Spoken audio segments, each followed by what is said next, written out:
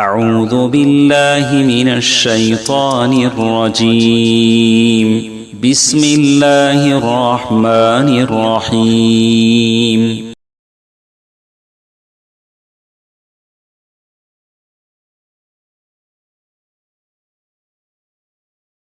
تمام تعریفیں، حمد و ثنا، بزرگی، کبریائی، بڑائی، عظمت، عزت و جلال، شان و شوکت اس اللہ رب العالمین کے لیے لائق و زیبا ہے جو اللہ رب العزت کی ہمارا خالق ہے، مالک ہے. وہی نفع کا مالک ہے، وہی نقصان کا مالک ہے، وہی بیمار بھی کرتا ہے، وہی شفا بھی دیتا ہے، وہی عروج بھی دیتا ہے، وہی زوال بھی دیتا ہے. عزت اسی کے ہاتھ میں ہی، ساری حکومت اسی کے اختیارات میں ہی، اسی کی بات چلتی ہے، اسی کا حکم چلتا ہے، اسی کے اختیارات چلتے ہیں. وہ کسی کا محتاج نہیں، ہم سب اس کے محتاج ہیں.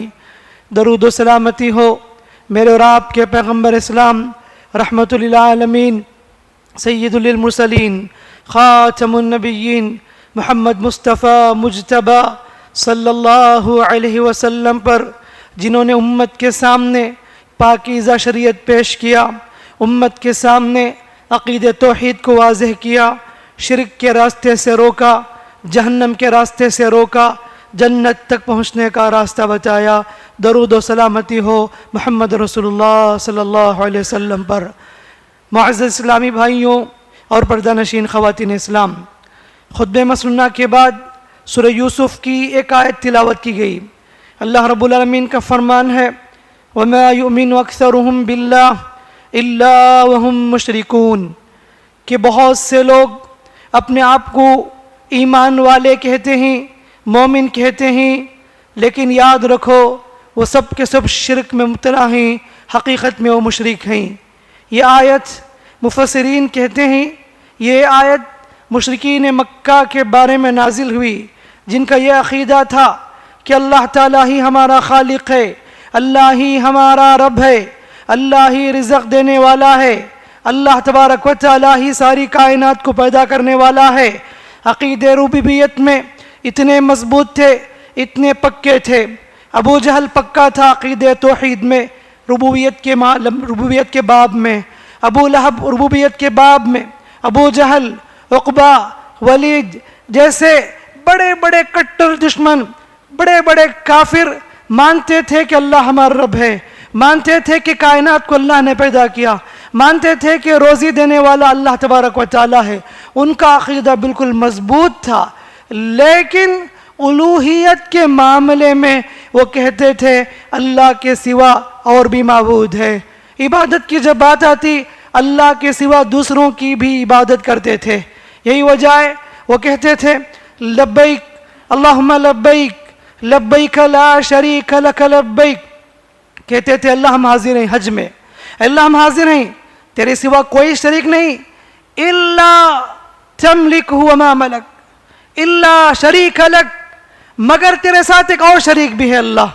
اور یہ بات حقیقت ہے، جس کو ہم شریک ٹھہراتے ہیں اس کا بھی تو ہی مالک ہے. اللہ نے کہا یہ کیسا کفر ہے، یہ کیسا شرک ہے، اللہ کی عبادت کے ساتھ ساتھ ان بتوں کی پرستشیں، غیر اللہ کو پکارنا، غیر اللہ کی پوجا کرنا. یہ کیسی انصاف کی بات ہے؟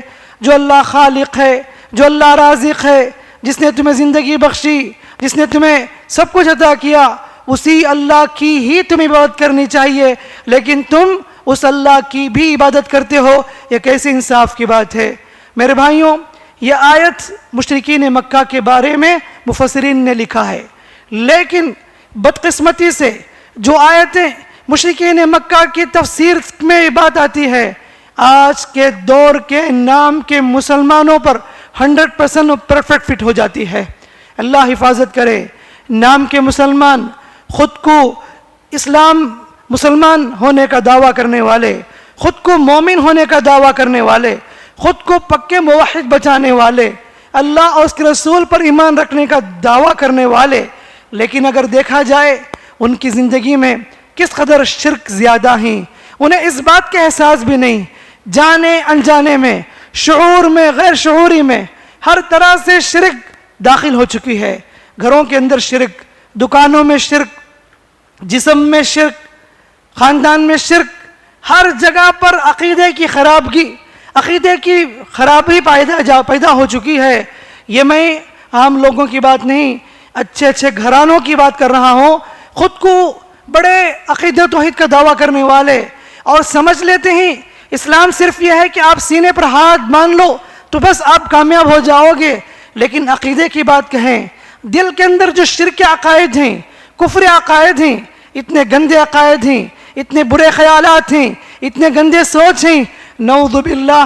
اگر اللہ کے لیے یاد رکھو، ان عقائد کو اگر آپ دور نہیں کریں گے، اگر بغیر توبہ کے اس دنیا سے جائیں گے، آپ کی نمازیں، آپ کے حج، آپ کے روزے، آپ کی خدمات کچھ بھی کا فائدہ دینے والی نہیں، جبکہ آپ نے شرک کر دیا ہے، جبکہ آپ نے عقیدہ توحید کو چھوڑ کر شرک کے ساتھ اچھے اچھے کام کر کے گئے. اللہ کے نزدیک ہرگز بھی آپ کی کامیابی نہیں ہوگی، کیونکہ آپ نے اتنا بڑا جرم کیا ہے جو اللہ کو ناپسند ہے، شرک، جس کے بارے میں اللہ نے کہا اے میرے بندو میں سارے گناہ کو معاف کرنے کے لیے تیار ہوں، لیکن تم میرے پاس یہ شرک لے کر آتے ہو، شرک کی حالت میں اگر کھڑے ہو جاتے ہو میں تمہیں ہرگز بھی معاف نہیں کروں گا. اللہ تعالیٰ صاف اعلان کر دیتا ہے. میرے بھائیوں، مجھے اور آپ کو، اپنے گھر والوں کو، اپنے بچوں کو، اپنے رشتہ داروں کو شرک سے آگاہ کرنا ہے، انہیں بچانا ہے. میں یہی کہتا ہوں کہ نام تو ہمارے بڑے اچھے اچھے رکھ دیے گئے، نام تو ہمارے صحابہ کے نام رکھے گئے، نام تو ہمارے نبیوں کے نام رکھے گئے، لیکن عقائد کی بات کریں، اللہ حفاظت کرے، ہمارے دلوں میں، ہمارے گھروں میں پوری طریقے سے شرک میں مبتلا ہم لوگ نظر آتے ہیں. آج ہم مختصر طور پر کہ وہ کیا کیا شکلیں ہیں شرک کے، وہ کیا کیا چور دروازے ہیں شرک کے جو ہمارے گھروں میں، ہمارے جسموں میں، ہمارے درمیان داخل ہو چکے ہیں، جس سے بچنا بہت ضروری ہے، ورنہ آپ شرک سے نہیں بچیں گے. یاد رکھو کہ آپ کی نیکیاں، آپ کی نمازیں قیامت کے دن نہ قبر میں کام آ سکتی ہے، نہ حشر میں آپ کو کامیابی دلا سکتی ہے. اسی لیے اس سے بچانا بہت ضروری ہے. اس سے بچانے کے لیے اللہ کے رسول صلی اللہ علیہ وسلم نے پوری زندگی سپینڈ کر دی. 13 سال کی مکی زندگی اللہ کے نبی صلی اللہ علیہ وسلم اللہ تبارک و تعالیٰ کے حکم کے مطابق لوگوں کو عقیدہ توحید کی دعوت دیتے رہے اور شرک سے روکتے رہے. آج گلیوں میں، گھروں میں کیا کچھ شرک کے اڈے پائے جاتے ہیں، کیا کچھ شرک کے چور دروازے پائے جاتے ہیں. سب سے پہلی چیز میرے بھائیوں، نیک لوگوں کی تعظیم میں غلو کرنا، نیک لوگوں کی محبت میں غلو سے کام لینا. دیکھو، نیک لوگوں سے محبت کرنا، کسی کی تقوی کی بنیاد پر، کسی کی دینداری کی بنیاد پر، کسی کی عبادت کی بنیاد پر ان کے قریب ہونا، ان کی تعظیم کرنا، ان سے محبت کرنا بالکل جائز ہے، بلکہ اللہ کے رسول صلی اللہ علیہ وسلم کو اللہ نے اس بات کا حکم بھی دیا ہے. لیکن یہ شخصیت پرستی میں اگر آ جائے، وہ محبت کے نام سے ان کی بندگی میں منتقل ہو جائے، یہاں پر مسئلہ بگڑ جاتا ہے.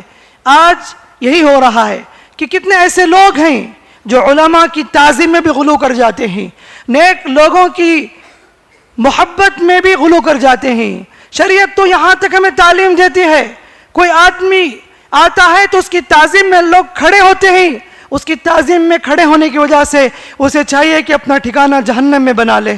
اللہ کی تعظیم میں لوگوں کو قیام کے طور پر اللہ کے سامنے کھڑے ہونا ہے، لیکن اگر بندوں کی تعظیم کے لیے کھڑے ہو جاتے ہیں تو یہ شرک ہے، اس سے منع کیا گیا. حتیٰ کہ نبی صلی اللہ علیہ وسلم نے صحابہ کو بھی منع کیا کہ جب میں آؤں تو تم نہیں کھڑے ہونا، تم کھڑے نہیں ہونا، یہ نبی صلی اللہ علیہ وسلم منع کیا. لیکن آج کس قدر غلو کیا جاتا ہے، کس قدر القاب دیے جاتے ہیں. وہ جو لقب نبی کریم صلی اللہ علیہ وسلم کے لیے لائق ہے، وہ لقب جو اللہ کے لیے مناسب ہے، وہ لقب، وہ ٹائٹل سارے ان نیک لوگوں کو دیا جاتا ہے. شیطان اسی راستے سے لوگوں کے ذہنوں کو خراب کرتا ہے، ان کی محبت میں غلو کر کے ان کو شرک میں مبتلا کر دیتا ہے. سمجھتے ہیں کہ ان کے پاس کچھ کرامتیں ہیں، سمجھتے ہیں کہ ان کے پاس کچھ طاقت ہے، سمجھتے ہیں کہ فلاں حضرت کے پاس فلاں چیزیں ہیں، تو لہٰذا ان سے اگر قریب ہو جائیں گے ہماری زندگی بدل جائے گی. ایسا نہیں میرے بھائیوں، قریب ہونا، ان سے فائدہ اٹھانا، ان سے علم حاصل کرنا غلط نہیں ہے، ان سے مسئلے مسائل پوچھنا غلط نہیں ہے، لیکن ان کے اندر یہ سمجھ لینا وہ نفع اور نقصان کے اختیارات رکھتے ہیں۔ بہت سے لوگوں کو ہم نے دیکھا بھی ہے کہ اگر کوئی عالم بھی گزرتا ہے، کوئی نیک آدمی گزرتا ہے گاڑی سے، تو گاڑی سے بھی نیچے اتر جاتے ہیں تعظیم کے طور پر۔ یہ کیا اسلام کی تعلیم ہے؟ نعوذ باللہ، یہ شرک نہیں تو اور کیا ہے؟ ہمارے دلوں کو صاف کرو، اپنے دلوں کو ٹٹولو، کہاں کہاں شرک کے غلاظتیں ہیں، وائرس داخل ہو چکے ہیں، اسے پاک کرو، ورنہ یہ گناہ آپ کو زندگی میں بربادی لے آئے گی، اللہ کے نزدیک آپ کامیاب نہیں ہوں گے۔ یہ بھی شرک ہے۔ شرک ہم نے سمجھ لیا کہ بتوں کے سامنے سجدہ کرنا ہی شرک ہے، نہیں میرے بھائیوں، یہ بھی شرک ہے کہ اگر آپ اس طرح غلو کرتے ہیں۔ اللہ کے نبی صلی اللہ علیہ وسلم سکرات کے وقت بھی نصیحت کر کے گئے، کیا نصیحت کیے؟ لعن اللہ الیہود والنصارى، اللہ لعنت کرے یہود و نصارہ پر، اتخذوا قبور انبیاءہم مساجدا، انہوں نے نبیوں کی قبروں کو سجدگاہ بنا لیا۔ یہ بتانا چاہتے ہیں کہ تم مجھ کو میرا درجہ دو اور تم مجھ کو خدا کا درجہ نہ دو۔ لیکن آج دیکھیے غلو کے نام سے، محبت کے نام سے کیا کچھ لوگ شرک میں مبتلا ہو جاتے ہیں، مزاروں کی طرف رخ کرتے ہیں، درگاہوں کی طرف رخ کرتے ہیں، منت و سماجت کرتے ہیں، وہاں جا کر نظر و نیاز پیش کرتے ہیں، نیت کر لیتے ہیں 3 دن وہاں پر جا کر بیٹھ جاؤں گا، ہر جمعرات کو سفر کرتے ہیں، اطراف و اکناف کے درگاہوں کا سفر ہوتا ہے۔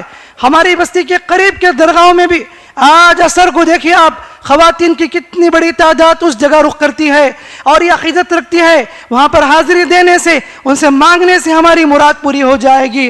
یہی بات تو مشرکین نے کہا تھا، ما نعبدہم الا لیقربونا الی اللہ زلفا، ہم تو ان بتوں کی پوجا تو نہیں کرتے، ہم تو سمجھتے ہیں یہ بت ہم کو رب سے قریب کرنے والے ہیں، ان کے واسطے سے وسیلے سے ہم اللہ سے قریب ہو جائیں گے۔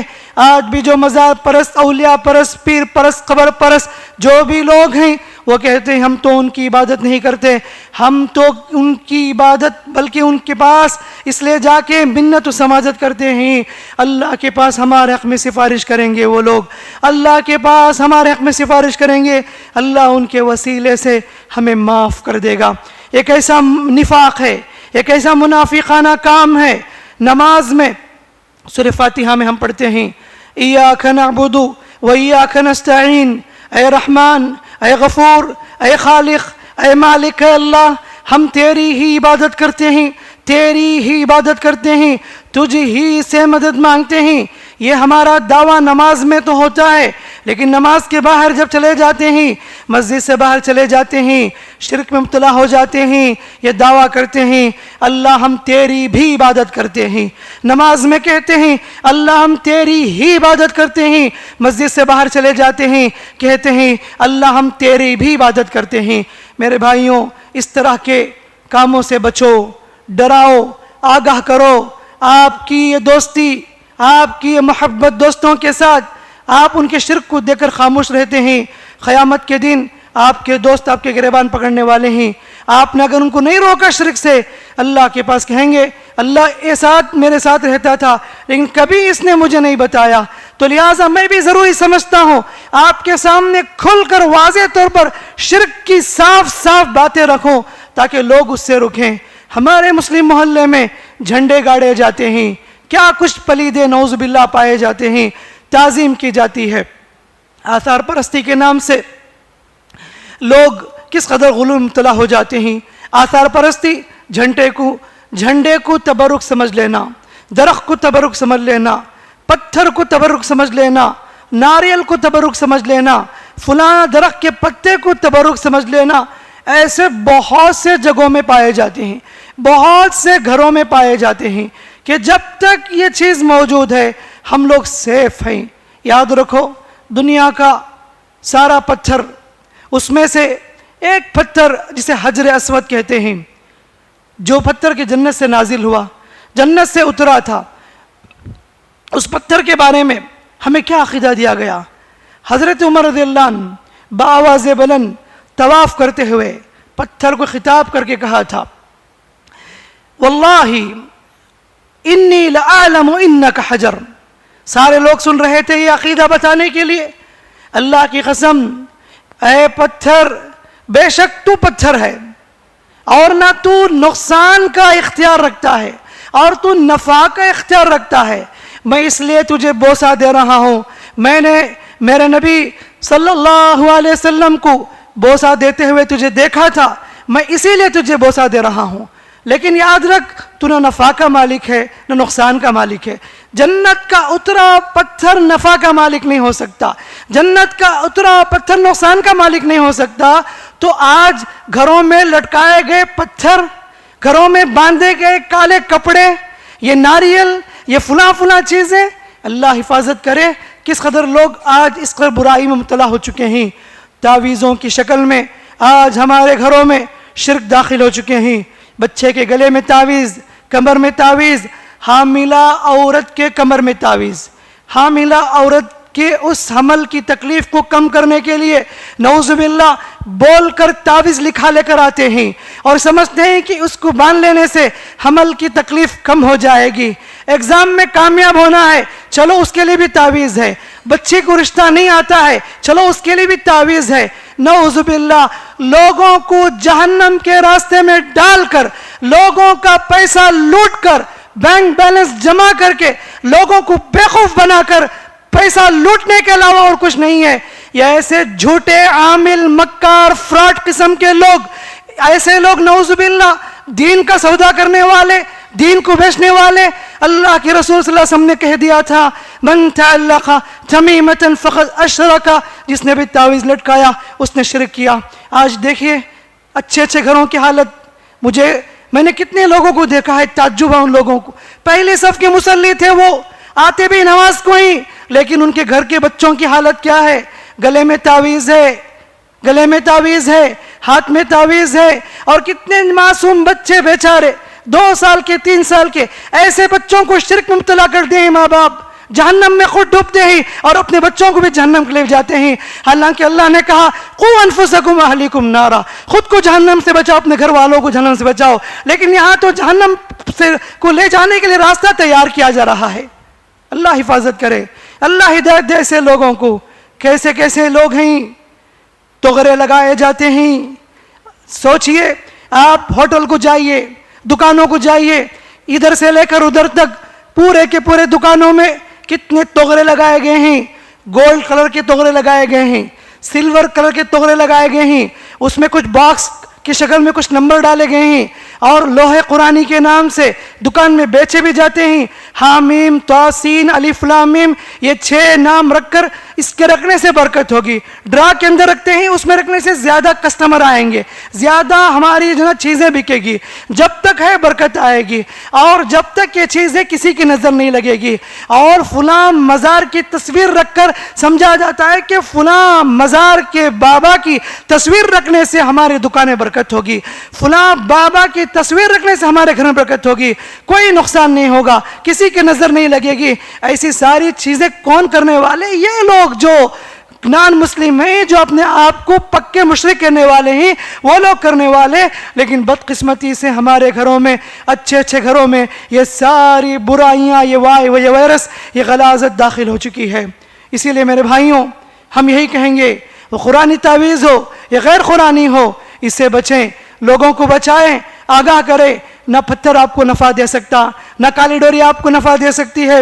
عبداللہ بن مسعود رضی اللہ عنہ گھر آتے ہیں, ان کی بیوی کے ہاتھ میں کالی ڈوری تھی.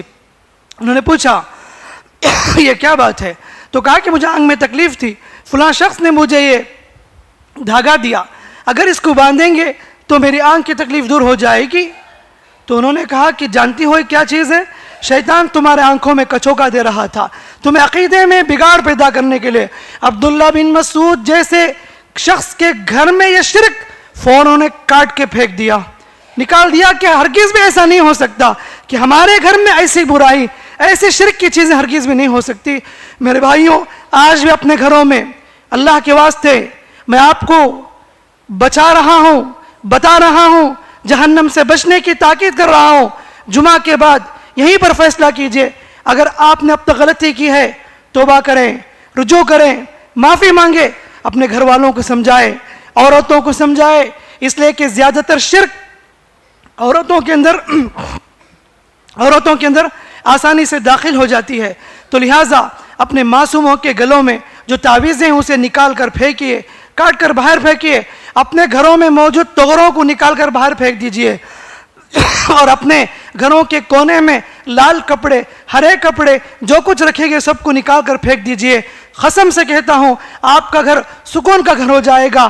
ہر قسم کی تکلیف کو دور کرنے والا وہ اللہ تبارک و تعالی ہے, نفع کا مالک, نقصان کا مالک, رزق کا مالک, سب کچھ اختیار رکھنے والا مالک وہ اللہ وحدہ لا شریک ہے, اس کے سوا کوئی معبود نہیں. بہت سے لوگ انگوٹھی پہنتے ہیں, قسم قسم کی انگوٹھی اس نیت کے ساتھ پہنتے ہیں کہ اگر ہم یہ رکھیں گے تو ہمارا کام اچھا ہوگا. لال قسم کے کنکر, ہرے قسم کے پتھر کے کنکر, ایسے ڈیزائن کے, اور سمجھتے ہیں کہ جب سے میں پہنا ہوں یہ میرے لک ہے, کہ میرا فیورٹ ہے, جب بھی پہنتا ہوں تو بزنس اچھی چلتی ہے, جب سے میں پہنا ہوں میں اس سے بچ چکا ہوں. میرے بھائیوں یہ ساری چیزیں نعوذ باللہ علم کی کمی ہے اور عقیدے کی کمزوری ہے, اس سے بچانا بہت بہت ضروری ہے. اسی طرح بدشگونی کا عقیدہ بھی ہمارے گھروں میں پائے جاتے ہیں. بدشگونی کا عقیدہ یعنی نحوست کا عقیدہ. فلاں مہینہ منحوس مہینہ ہے, فلاں دن منحوس ہے, فلاں ہفتہ منحوس ہے, فلاں شخص منحوس ہے, کیا کیا نعوذ باللہ عقیدے ہیں. اگر گھر میں الو اگر چیخنے لگے سمجھتے ہیں کہ ہمارے گھر میں کہ کوئی حادثہ ہونے والا ہے. لڑکی گھر آئی, بہو گھر آئی, اچانک ساس کی طبیعت خراب ہو گئی. کہتے ہیں کہ جب سے بہو گھر آئی ہے ساس بیمار ہو گئی, سسرے کا پیر ٹوٹ گیا, گھر میں ایک نہ ایک حادثہ ہوتا ہے, ضرور یہ عورت بڑی منحوس ہے, اور اس کو لانے سے ہمارے گھر میں مصیبت آ چکی ہے. اور شادی ہوئی, داماد گھر آتا ہے تو کہتے ہیں کہ جب سے گھر داماد آیا ہے کیا کیا حادثہ نہیں ہوا ہمارے گھر میں, ہم نے غلط جگہ رشتہ قائم کر دیا, یہ اس کی نحوست ہمارے گھر میں آ گئی. یہ بھی تصور دیا جاتا ہے نعوذ باللہ. اور قریب میں بھی ایک صاحب نے مجھے فون کیا تھا کہ ہماری بچی کو وہ سسرال والے کوستے ہیں, تانا دیتے ہیں, شادی ہو کر 1 مہینے میں ساس کی وفات ہو گئی, تانا مارتے ہیں تیرے آنے سے میری امی مر گئی, تیرے آنے سے میری امی چل بسی. ارے یہ کیسی عجیب بات ہے کہ ہم تو شرک, میں نے کہا نا کہ شرک اسی کو سمجھتے ہیں کہ جو مورتی کے سامنے پوجا کے لیے سر جھکا دیتے ہیں. کیا شرک نہیں ہے کہ سمجھنا کہ فلاں کے آنے سے نفع ہوتا ہے اور نقصان ہوتا ہے. کبھی کہتے ہیں کہ فلاں آدمی منہ کھولتا ہے تو میرا کام نہیں ہوتا, اور باقاعدہ کہہ دیتے ہیں کہ تو اس طرح نہ بول, تیرے بولنے سے کوئی کام نہیں ہوتا, جب بھی تو بولتا ہے کچھ نہ کچھ ہو جاتا ہے, تیرا چہرہ دیکھا تو میرا پورا دن خراب ہوتا ہے. اگر کوئی بھی تکلیف آتی ہے تو کہتے ہیں پتہ نہیں کیا صبح میں نے کس کا چہرہ دیکھا, یہ منحوس کا چہرہ میں نے دیکھا تھا, اسی وجہ سے آج میرا کام پورا بگڑ رہا ہے. بچوں کے ذہن میں یہی, بچوں کے عقیدے کو خراب کیا جاتا ہے کارٹون کے ذریعے سے. کتنے ایسے کارٹونز ہیں جس میں نعوذ باللہ مشرکین کے عقائد کو بٹھائے گئے ہیں. آج کا بچہ بتوں کو پکارتا ہے تکلیف میں, آج کا بچہ ان بتوں کو یاد کرتا ہے جو سارے نام مشرکین نے رکھے ہیں, وہ سارے بتوں کے نام آج کے بچوں کو یاد ہے. اللہ حفاظت کرے میرے بھائیوں. دیکھیے کہ آپ کا بیٹا فون میں کیا دیکھتا ہے, اور کتنے ایسے گیمز بھی ہیں جو لوگ بچے نوجوان اسے ملوث ہیں, جس میں بھی شرک داخل کر دیے جاتے ہیں. اور اس میں ایک چیز ہے کہ سجدہ کرنے کا حکم دیتا ہے, تو اس میں سجدہ کرنے کے بعد وہ گیم میں دروازہ کھل جاتا ہے. بچوں کے ذہنوں میں کیسے شرک بٹھائے جاتے ہیں. اسکول کے کتابوں میں سلیبس میں نے کتنے ایسے سبجیکٹ دیکھے ہیں جس میں سارے شرکیہ الفاظ ہیں, شرکیہ باتیں ہیں. سارے اسکول کے ذمہ داروں کو, خاص کر کے مسلم بچوں کو بتانا چاہیے کہ یہ چیزیں بچ کے رہیں, یہ ساری عقائد میں خرابیاں ہیں. ہم لوگ جینا ہے عقید توحید کے لیے, مرنا بھی ہے تو عقید توحید کے لیے. عقید توحید نہیں دنیا کی ساری دولت رہ کر بھی بیکار ہے, عقید توحید نہیں زندگی گزار کر بیکار ہے. عقید توحید میں زندگی ہے, عقید توحید میں ہمیں جینا ہے, اسی میں ہماری پوری زندگی گزرنی ہے. اپنے آپ کو اور اپنے گھر والوں کو عقید توحید کی تعلیم دینا گھر کے بڑوں کی یہ بڑی ذمہ داری بنتی ہے. لوگوں کو سمجھانا چاہیے, آگاہ کرنا چاہیے. بتانا مقصد یہ میرے بھائیوں, ایسی بہت ساری مثالیں ہیں جو ہمارے اندر ہمارے گھروں میں یہ چیز داخل ہو چکی ہے جسے ہمیں توبہ کرنا چاہیے، معافی مانگنا چاہیے۔ ابراہیم علیہ السلام نے اللہ سے دعا کی وَجْنُبْنِي وَبَنِيَّ أَن نَعْبُدَ الْأَصْنَامَ، اللہ تو مجھے بھی اور میرے بچوں کو بھی بتوں کی پرستش سے تو اللہ مجھے بچا لینا۔ تو ابراہیم علیہ السلام اپنے آپ کو بھی اور اپنے گھر والوں کو بھی شرک سے بچنے اور بچانے کی فکر کر رہے ہیں، اللہ سے دعا کرتے ہیں اللہ میرے بچوں کو تو شرک سے بچا لے اور تو شرک کی غلاظت سے دور رکھ، اس طرح کی دعائیں کرتے ہیں۔ تو مجھے اور آپ کو اس معاملے میں کتنی فکر کرنی چاہیے، کتنا جو ہے اس کے بارے میں سوچنا چاہیے۔ دعا ہے رب تعالیٰ سے اللہ تعالیٰ ہم تمام کو عقیدت توحید کو مضبوط کرنے کی توفیق عطا فرمائے۔ اللہ رب العالمین ہم سب کو شرک سے محفوظ رکھے، شرک سے بچائے رکھے۔ اللہ تعالیٰ ہماری نسلوں کی حفاظت فرمائے، جہاں بھی مسلمان بدعقیدگی کے شکار ہیں اللہ تعالیٰ ان کی زندگی میں عقیدت توحید پیدا فرمائے اور لوگوں کو توبہ کرنے کی توفیق دے اور حق کی پہچان اللہ تبارک و تعالیٰ عطا فرمائے اور شرک سے بچنے کے اللہ تعالیٰ توفیق عطا فرمائے۔ آمین۔ بارک اللہ لنا ولکم فی القرآن الحکیم ونفعنا وإياكم بالآیات والذکر الحکیم، انہ تعالی جواد کریم مالک برفع برب حلیم۔